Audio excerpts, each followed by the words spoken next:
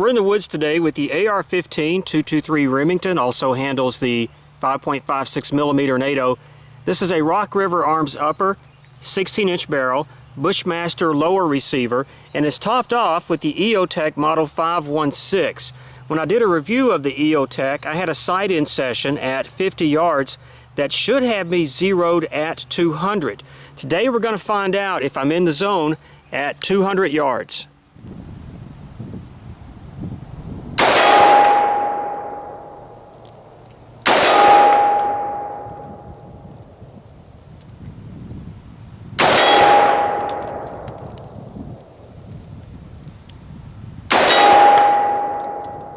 Going for center.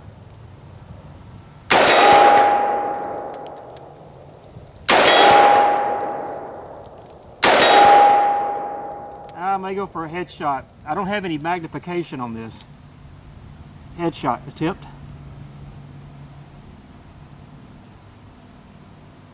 I don't know where it hit. Obviously you do. Let's come back down.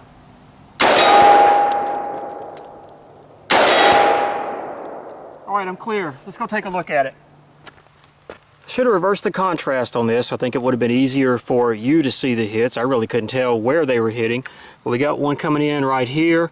Looks like we have several in this area right here and right here. So I'm running generally with my best zone. Looks like about a 2, maybe 3-inch group. I've got one down here, one up here on the shoulder. The one I am really proud of, if I can get this in the light, is that one. That's my headshot. Next up is the steel popper, 8 by 16 inches. It's going to be set up at 210 yards, also monitored by a remote camera.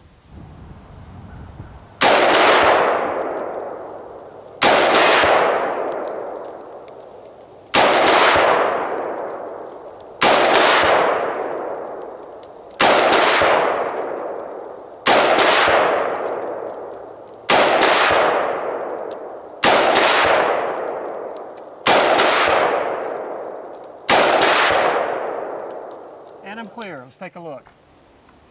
Wow, that's a better group than what I had at 170 yards. And obviously you saw it before I did, but these are headshots. This can be covered by my hand. That's 210 yards. And as you can see as we get closer, these Full Metal Jacket 223 at just over 200 yards on the AR-500 steel, barely even give it a scratch. Next up, standing tall. At least 4 of them, 12-inch steel plates set up at 210 yards. This is a crappy setup, boys and girls. I can barely see the plate on the left, far left. It is partially obstructed by a tree. As far as my brightness, I am about 3 clicks up from the lowest level of brightness. And I'm hanging off the edge of this platform. I'm not going to tell you where I'm going, you'll just have to be surprised, because I don't know where I'm going either. I was trying to hit that.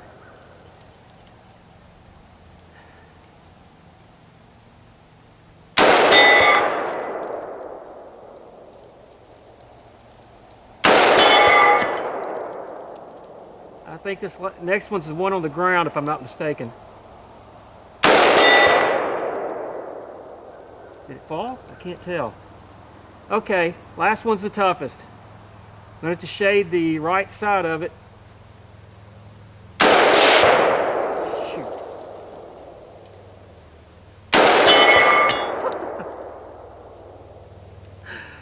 Alright, I'm happy with that. Here's the first drop, or first hit. Center mass, pretty good center mass for the nose shot at 210 yards. These are also AR-500 steel. These particular discs weigh about 12 pounds each. They are from Mike Gibson Targets out of Idaho. Get that question about every other day. Here's another one, good center mass hit. The one on the ground, I could just see a blob after I made that hit. I didn't want to take a chance on a second shot and didn't think it was necessary. It got the job done. Somebody stuck their head up out of the ground and took a punch. The next one, 3 o'clock.